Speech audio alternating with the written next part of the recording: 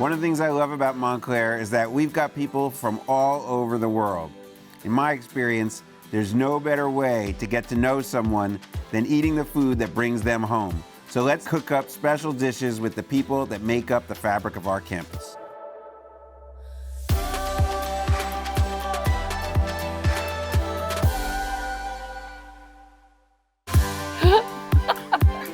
Hi, my name is Heather Buchanan. I'm Professor of Music and Director of Choral Activities in the Cali School of Music here at Montclair State. So my personal journey that led me to Montclair began about 20 years ago.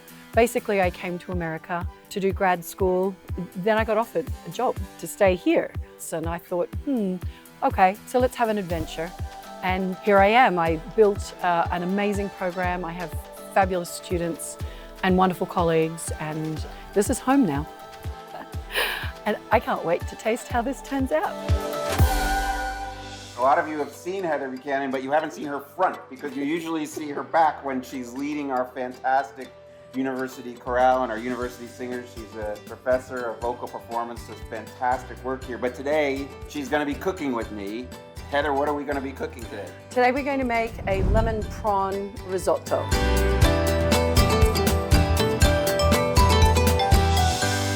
We have our green prawns, green shrimp. I'm actually going to suggest that you might like to cut them in half because it just kind of makes the meat go further. Okay. In the meantime, I've already prepared the onion, and we're going to zest this lemon while the onion is cooking. It's actually a really simple recipe. So what in your mind makes this Australian? Because I know. Risotto is Italian. Not the classic Australian. This is a good question. So, two reasons. Okay. Number one, the recipe came from an Australian cook and food stylist, Donna Hay. But Australia is actually an incredibly multicultural country. I mean, you'll find huge Italian and Greek populations in Australia, the biggest outside of their own countries, right? So, you know, we have influences from Asia, obviously, because of the Pacific Asia Rim and so forth. Right. And my family has a lot of English, Scottish, that kind of descent as well. Right. But I just love risotto. I love shrimp. My family. And you're from Australia, and so I'm from it makes Australia. it Australian. It makes it Australian, and you know, we grew up on the water. Yeah. Seafood's a big part of what we do. So I thought this might be fun to do. Let's saute the onion. You were already a musician. I was. When you got here. So how did that come to be? So I was actually a choral music educator in Australia, and had been teaching for 10.5 years. I'd exhausted all of the opportunities for advanced level studies there. And then a friend of mine told me about Westminster Choir College, and this was a place where you could actually really dig into choral music. I mean, I'm a singer, but I'm a conductor, and I just love choral music because it brings many people together, and so the power of each individual voice is amplified. Interesting. And so creating community through that is one of the things that I'm really passionate about. So you're drawn more to choral music than solo performance? Absolutely, yeah. I mean, solo is great, but for me, my real passion is working with groups of people and creating harmonies and colors and textures that you can't get with just one voice.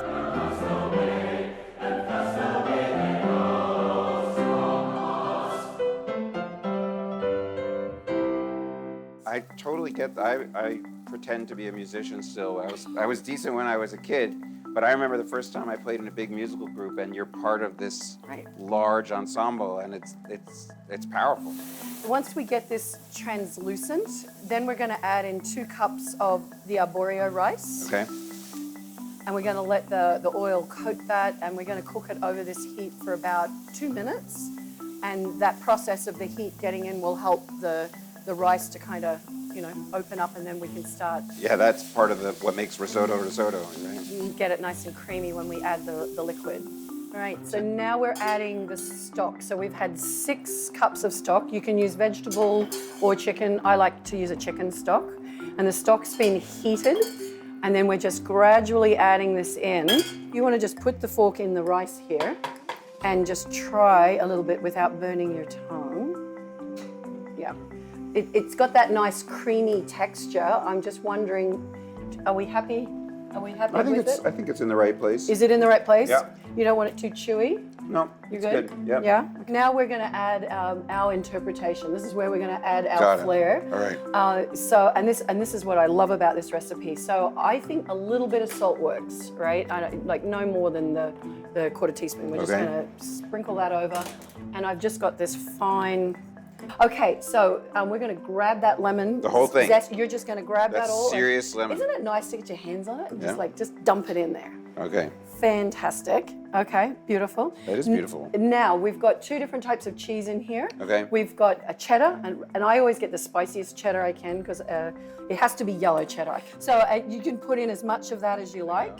You want to do some of the Parmesan too? Yep, and the Parmesan is about half the amount of the cheddar, but Okay. again, so I'm just going to let you make that call. All right, here we go. So this is sort of my dish with your interpretation. How's that? It's a duet. It's like an improv.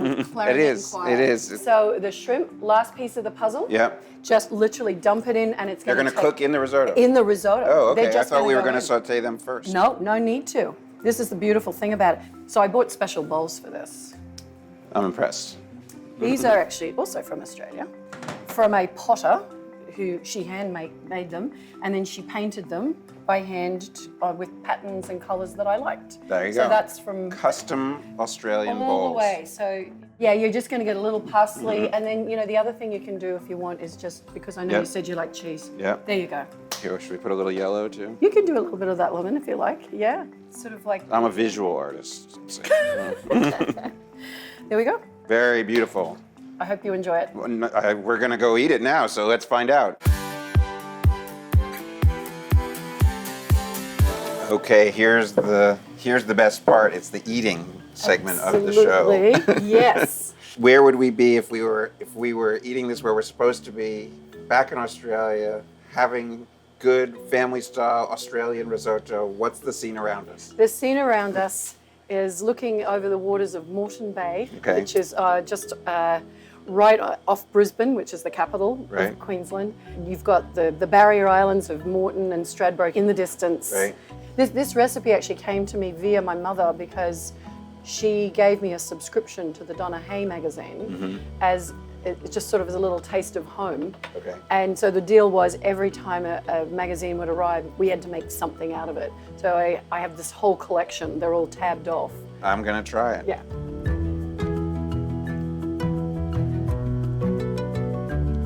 Yum. It's really good.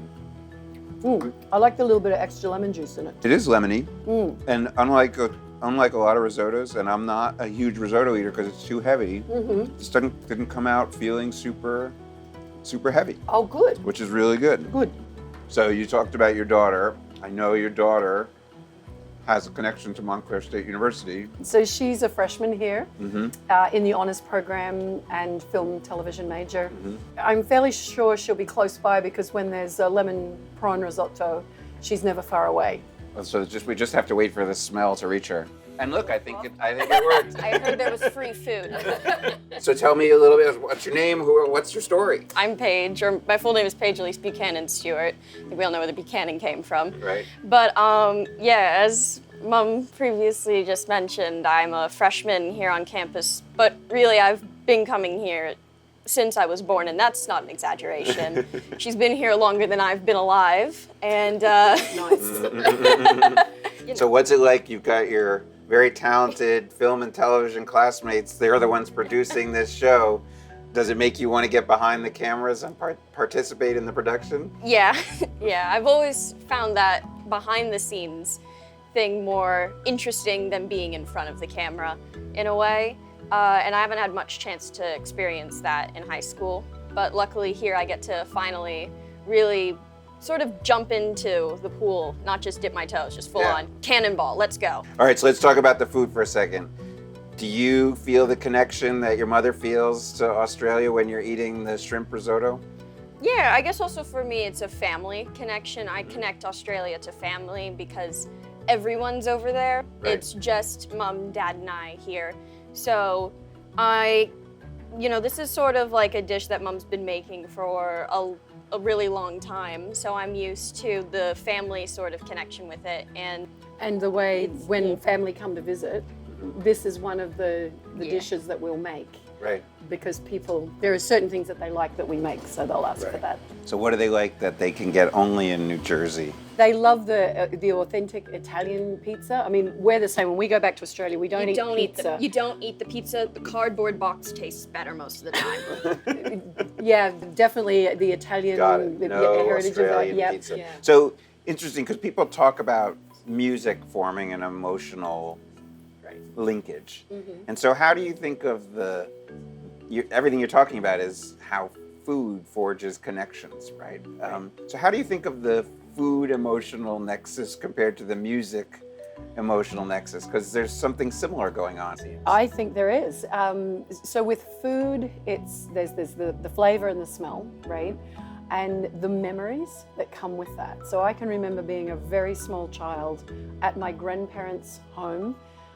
It would be a Saturday evening. The family would all arrive, and I'm talking about, my mother's siblings and their children. And we'd all eat together because family was a very important connection through my grandparents. And then after dinner, everybody went into the living room and there was music. My aunt was at the piano, everybody was singing. My grandfather had a fine baritone, she was a soprano. If my uncle was there, he was also on the guitar. Everybody's singing in harmony. There's just this natural progression of family, connection, food, music. Right. And it wasn't until I think I said this earlier, until I got into the real world that it struck me as that was actually quite unusual. Right. To have such a strong family connection to music and this idea that you come together and eat together on a weekly basis. Right. But do you feel any of that through the food? Definitely through the food, because a lot of like the aunts and uncles that she's talking about, I have a connection with them, and it is slightly different. I didn't experience that the same way. We need to have the full explanation of what music to listen to with Heather's famous Australian risotto. I mean, we usually listen to 80s when we're making I was it. going to say, when we're actually cooking at home, we're just jamming out to the 80s. There you go. Yeah. So, yeah.